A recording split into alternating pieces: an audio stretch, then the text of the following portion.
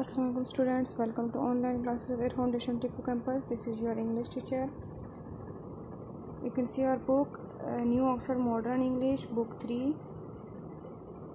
Today we will start our first chapter, which is the second chapter, the wooden bowl, मतलब लकड़ी का प्याला. In this chapter we have 4 characters: Kurt, the old man; Manfred, the old man's son, मतलब जो बूढ़ा आदमी है उसका बेटा; Thecla, the Manfred's wife; and the William, the only son of Manfred and Thecla. These are the difficult meaning which we will study in this chapter.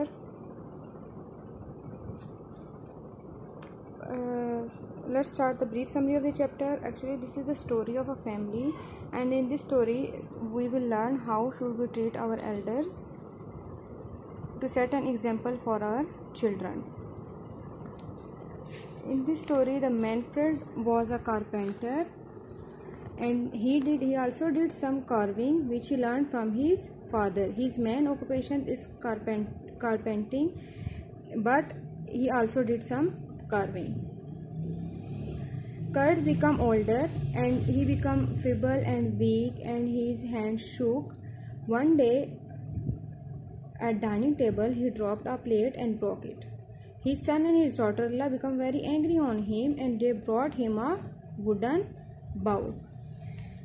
Their only son Wilhelm was noticing all these, and one day he made a wooden bowl for his parents, and then his parents realized their mistake and became polite with the old man. Let's start the translation to study in detail. Once upon a time, in a small town in Germany, there lived a man called Kurt. He lived with his son Manfred and his daughter-in-law Tekla. They all shared a little old house at the end of a quiet street in the middle of the town. एक दफ़ा का जिक्र है कि एक small town, Germany के एक small town में एक आदमी रहता था जिसका नाम कर्ट था. उसका एक बेटा था मैनफ्रेड, और उसकी जो बेटे की जो बीवी, मतलब उसकी जो बहू थी, वो डॉटर इन लॉ जो इसकी वो टेक्ला, वो तीनों एक स्मॉल हाउस में रहते होते थे. Manfred was a carpenter and spend all his time in workshop next to the house. Manfred एक कारपेंटर था जो वो लकड़ी की चीज़ें, मतलब जो लकड़ी होती थी उससे डिफरेंट चीज़ें बनाता था, और वो अपने घर के साथ एक वर्कशॉप थी, वो मोस्टली टाइम वहाँ पे स्पेंड करता था काम में. He had learned carpentry from his father, who had been a famous carpenter in his days. अब उसने कारपेंट्री जो थी वो अपने फादर से सीखी थी, जो कि अपने टाइम पे एक बहुत ही फेमस कारपेंटर था. Kurt has taught his son well, and the son earned a good living. उसने अपने बेटे को बहुत अच्छे तरीके से कारपेंट्री सिखाई थी, और वो बहुत अच्छा कमा रहा था. He made furniture for the people of the town, and from time to time he did some carving. वो फर्नीचर बना के टाउन के जो लोग होते थे उनको सेल करता था, और with the passage of time उसने कुछ कार्विंग भी, मतलब कुछ चीज़ों को शेप देना और उनकी कटिंग करना भी सीख ली थी. The young couple Manfred and Tekla had a son called William. इन मैनफ्रेड और टेक्ला का एक ही बेटा था जिसका नाम विलियम था. The boy like to sit in the workshop and watch his father. वो भी अपने फादर शॉप पे बैठता था, अपने फादर के काम को नोटिस करता था. As he grew older, he helped his father by fetching and carrying things. अब वो जैसे जैसे वो टाइम के साथ साथ अपने फादर की हेल्प करता था, उनको चीज़ें ला कर देता था और चीज़ों को उठाने के लिए उसकी हेल्प करता था. He learned to clean the tool and to take care of them. उसने जो उसके टूल थे जो कारपेंट्री के दौरान वो यूज़ करता था, उनको साफ़ करने में और उनको केयर करने में उसने ये चीज़ें सीख ली थी. उनको साफ़ कैसे रखना है, उनको संभाल के कैसे रखना है. He learned how to use a saw and hammer and a chisel. उसे ये पता चल चुका था कि saw मतलब जिससे हम लोग कटिंग करते हैं लकड़ी की, वो हमर, हथौड़ा, और चीज़ल जो होती है जिससे हम उसकी सफाई करते हैं उसको कैसे यूज़ करना है. And his grandfather taught him to carve wood into wonderful shape. और उसके जो ग्रैंडफादर थे उन्होंने बताया, उसने उन्होंने सीखा था कि हम लोग जो ऐसी चीज़ें वुड की जो बनी हुई वुड जो होती है उससे हम लोग डिफरेंट चीज़ें उनको शक्ल कैसे प्यारी मतलब शेप दे सकते हैं. The grandfather was very old now and getting older day by day. He was not very strong, his eyes were dim and he could not see well. Sometime his hands shook and sometime he sat in a chair and nodded off. उसके जो grandfather था वो time के साथ बहुत ज़्यादा old हो गया था, वो बहुत ज़्यादा वीक हो गया था, उस वैसा स्ट्रॉन्ग नहीं रहा था जो अपने टाइम पे वो कारपेंट्री और बहुत से काम करता था। वो उसकी थोड़ी आंखें भी डिम हो चुकी थी, वो इतने अच्छे तरीके से देख भी नहीं सकता था। उस कभी कभी उसके हैंड जो थे हिलना शुरू हो जाते थे, और कभी कभी वो चेयर पे बैठता था तो उसका सर भी थोड़ा सा मूव करता था, उसका सर भी थोड़ा सा हिलता था। In the evening, when they all sat down to dinner at the table, Manfred and Tekla used to get angry with the old grandfather. He was slow and clumsy. अब Manfred और जो Tekla थे वो कभी कभी old man पे गुस्सा भी हो जाते थे, क्योंकि वो बहुत ज़्यादा स्लो था और बहुत ज़्यादा मतलब जो उसके हरकतें थी वो बहुत ज़्यादा ऑकवर्ड थी, मतलब जिनसे उनको गुस्सा आता था। Sometime he broke a glass, sometime he dropped a spoon, and sometime he spilled soap on his cloth. He was an old man after all. वो कभी ग्लास को तोड़ देता था गिरा के, कभी वो प्लेट तोड़ देता था, कभी वो स्पून गिरा देता था, और कभी कभी वो अपने कपड़ों पे सूप वगैरह गिरा देता था। बेसिक क्योंकि वो एक बूढ़ा आदमी था, उसके हाथ जो थे वो ये मूवमेंट करते थे ज़्यादा, तो उससे वो चीज़ों में ग्रिप नहीं थी और बहुत ज़्यादा वीक था। One day during the evening meal, the old man dropped his plate on the floor. Crash! It smashed into 100 tiny pieces. Tiny means small pieces, and the food fell all over the place.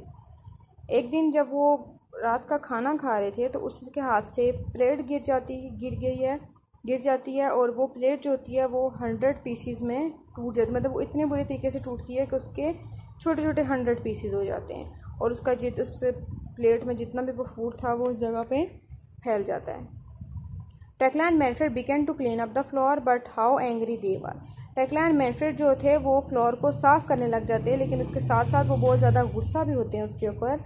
After that accident they brought him a cheap wooden bowl from the market and gave him his dinner in that.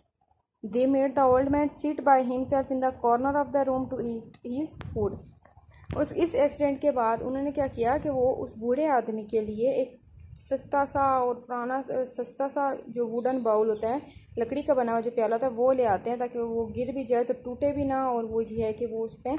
और उसके बाद उन्होंने ऐसे जिस room में वो लोग dinner या लंच करते थे उसके कॉर्नर पे उसको चेयर रख के दे के वहीं पे बिठा दिया था कि वो वहीं पे बैठ के खाना खाए, इधर उधर नहीं जा सकता।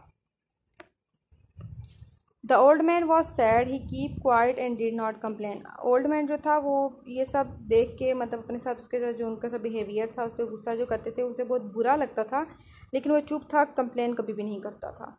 One evening, not long afterward, Tekla and Manfred has finished work for the day and were preparing the evening meal. When the meal was ready, they called the Wilhelm. They looked in his room, but he was not there. अब एक दिन evening मील पे जब वो खाना बना चुके होते हैं, अपने काम से फारिग होकर जब खाना खाने जा रहे होते हैं तो वो विल्हम को बुलाते हैं, तो विल्हम उनको कहीं पे नज़र नहीं आता, इवन कि वो अपने रूम में भी नहीं होता। Where could the boy be asked Tekla. Manfred has no idea. He asked the old man if he had seen Wilhelm, but the old man shook his head. अब उनको पता नहीं होता।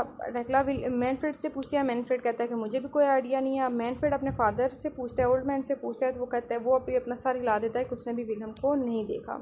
Tekla and Manfred become a little worried. They looked out on the street but Wilhelm was not there.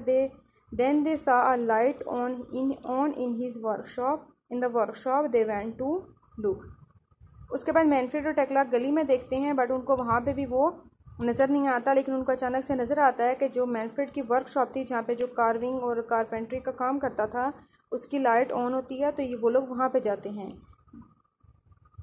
They stepped into the workshop and found their son sitting on the floor. He was cutting a small block of wood and working as hard as he could.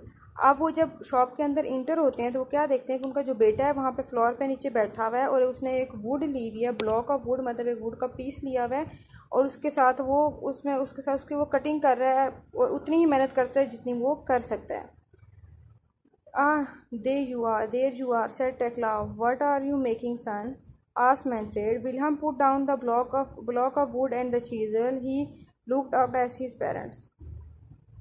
Tekla को देख के उसे थोड़ा सुकून मिलता है कि उसको उसका बेटा मिल जाता है, तो इतने में मैनफ्रेड उससे पूछता है कि बेटा आप यहाँ पे क्या कर रहे हैं। तो विल्हम अपने जो चीज़ल और जो हैमर जो भी उसके हाथ में टूल्स होते हैं उनको नीचे रखता है और अपने पेरेंट्स की तरफ देखना शुरू कर देता है। I am making a wooden bowl for you to eat from when you are old, replied the boy. अब बॉय उनको आगे से बच्चा उनका बेटा बोल के बोलता है कि मैं आप लोगों के लिए एक वुडन बाउल बना रहा हूँ जब आप लोग बूढ़े हो जाएंगे तो। The parents look at each other, their eyes filled with tears. Come, dinner is ready, said Tekla softly, and she put her arms around her son, and the three of them went back to the house. वो Tekla से बोलती है कि dinner ready है, चलो। इतने में वो उसको एक हग देती है, मतलब उसको अपने बाहों में ले लेती है, और उसके बाद वो तीनों अपने घर की तरफ चल पड़ते हैं। After this Tekla and Manfred always asked the old grandfather to sit with them at table. और इसके बाद जो टेक्ला और मैनफ्रेड थे वो हमेशा अपने फादर को, जो ग्रैंडफादर था उनका, विल्हम का, उसको अपने साथ बिठाकर खाना खाते थे। तो इस चैप्टर से हमें यही सबक मिलता है कि we should treat our elders not harshly. हमें उनके साथ बहुत ही पोलाइट बिहेवियर रखना चाहिए, क्योंकि आज अगर हम उनके साथ पोलाइट बिहेवियर रखेंगे तो कल तक जो चिल्ड्रन होंगे, जो हम लोगों को देख रहेंगे, वो भी हमारे साथ पोलाइटली बिहेव करेंगे। इन्होंने अपने जो ग्रैंडफादर था उसको उन्होंने एक कॉर्नर पे बिठा दिया कि ठीक है आप वहाँ पे बैठ के खाना खाओ, हमारे साथ खाना नहीं खाओगे क्योंकि आप बूढ़े हो चुके हो और आप चीज़ें गिराते हो। तो मैनफ्रेड ये सब वो विलियम था वो सब नोट कर रहा था। अब वो ये चीज़ नोट कर रहा था कि जब मेरे भी पेरेंट्स बूढ़े हो जाएंगे, उनके भी हाथ ऐसे ही कांपेंगे, उनका भी सर ऐसे हिलेगा, वो भी चीज़ें तोड़ेंगे। तो इसलिए वो पहले से ही उनके लिए एक वुडन बाउल बनाने चला जाए कि जाके मेरे पेरेंट्स जब बूढ़े हों तो मैं उनको वुडन बाउल में खाना दूँ। तो हमारे पास एक प्रोवर्ब होती है कि as you sow so shall you reap, जैसा बोगे वैसा काटोगे। तो जैसा हमारा आज हमारे बड़ों के साथ बिहेवियर होगा, हमारे पेरेंट्स के साथ जो हमारा बिहेवियर होगा, कल को हमारे बच्चों का भी हमारे साथ वैसा ही बिहेवियर होगा। तो इसलिए हमें अपने पेरेंट्स के साथ, हमें अपने एल्डर्स को रिस्पेक्ट देनी चाहिए। Thank you so much students, stay home, stay safe.